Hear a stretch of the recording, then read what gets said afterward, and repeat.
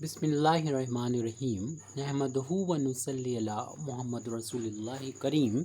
ये problem trigonometry की है, यानी बेसिक ट्रिग्नोमेट्री की। Prove that exponential 2n pi i is equal to 1 n being an integer.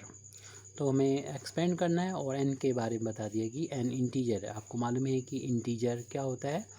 Integer एक ऐसा सेट होता है जिसमें एलिमेंट ज़ीरो भी होता है, +1 भी होता है, -1 भी होता है, 2 भी होता है, -2 भी होता है, 3 भी होता है और माइनस का 3 भी होता है। ये तो हमने सेट ऑफ इंटीजर ले रखा है। इसको लिखने की यानी आई या जेड से डिनोट करते हैं, इसकी कोई ज़रूरत नहीं है।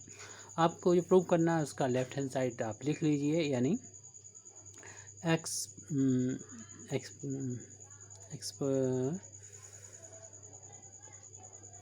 एक्सपोनेंशियल 2n पाई आई, ये हमने लिख लिया है। अब इसको हम ऐसे भी लिख सकते हैं, यानी e टू द पावर ये जो भी है 2n पाई आई ऐसे लिख सकते हैं।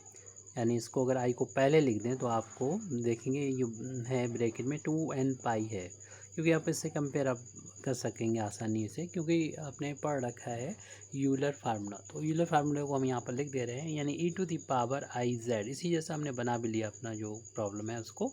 तो ये वैल्यू होती है cos z प्लस आई साइन z। तो हम इस यूलर फार्मूले को यहाँ पर यूज़ कर लेंगे और इसे साइन और कॉस में कन्वर्ट कर लेंगे। तो ये हमारा लेफ्ट हैंड साइड के इक्वल चल रहा है, और इसमें यूलर फार्मूला जब लगाएंगे तो z की जगह पर ये है तो आ जाएगा cos 2n pi plus I into sine of 2n पाई।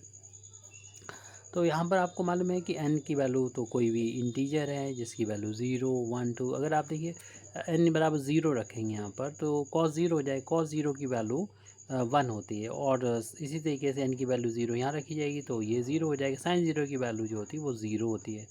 तो आप ना सिर्फ ये कोई भी n की इंटीजर वैल्यू को, मतलब कोई भी 0 की वैल्यू के लिए 1 भी रखेंगे आप तो ये हो जाएगा 1 रखने पर, या 2n पाई की वैल्यू में अगर n बराबर 1 रखेंगे आप तो 2 पाई हो जाएगा। और हम लोग जानते हैं साइन 2 पाई की वैल्यू जो होती है वो 0 के बराबर होती है, क्योंकि आपको मालूम है कि एक ये 0 होता है और ये π/2 होता है फर्स्ट क्वाड्रेंट कंप्लीट। और यहाँ पर पाई होता है, ये अगर आधा क्वाड्रेंट करेंगे, और यहाँ पर होता है 3π/2, और ये दोबारा घूम के यहीं पर आ जाएगा तो 2 पाई हो जाएगा। पूरा एक चक्कर अगर लगाते हैं यानी जहाँ पर थे 0 पे वही आ जाएगा, और साइन 0 की यानी जो वैल्यू होती है वही साइन 2 पाई की होती है। ऐसे एक चक्कर और लगा दें फिर भी यहीं पर आ जाएंगे, यानी साइन 4 पाई, यानी एक चक्कर में 2 पाई घूमते हैं तो साइन 4 पाई की वैल्यू भी 0 होती है। और ये 4 पाई कब मिलेगा, जब n की वैल्यू आप 2 रखेंगे यहाँ पर, तो 2 इंटू 2 4 हो जाएगा, 4 पाई मिल जाएगा। इस तरीके से n की वैल्यू कोई भी यहाँ पर रख दीजिए,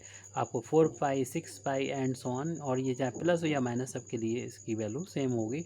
यानी cos 2n पाई की वैल्यू 1 होती है और sin 2n पाई की वैल्यू 0 होती है।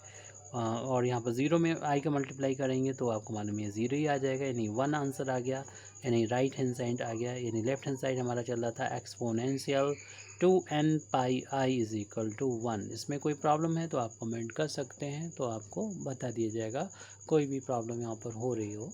Thank you very much Indeed for listening me व आखिर दावाना अल्हम्दुलिल्लाहि रब्बिल आलमीन।